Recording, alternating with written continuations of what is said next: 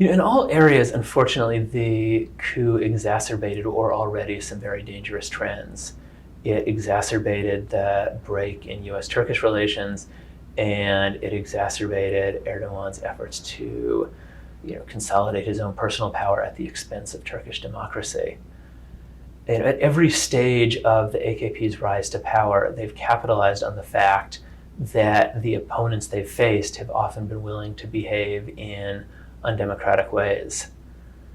The fact that when they first came to power, members of the military were certainly discussing potentially undemocratic ways to remove them from power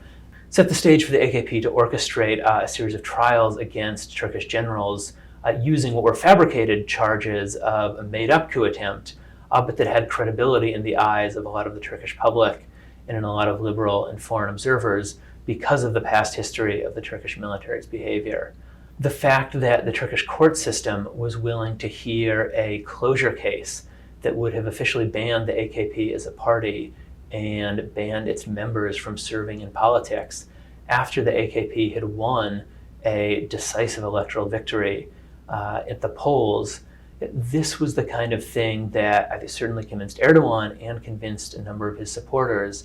that they faced an opposition that was never going to give them a fair chance.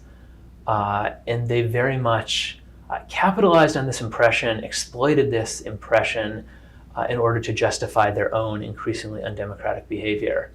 And unfortunately, at a time when not only members of the Turkish public, but even members of the AKP itself, some of Erdogan's initial supporters, were growing increasingly uncomfortable with the direction that he was taking the party and the country. The fact that the coup came along,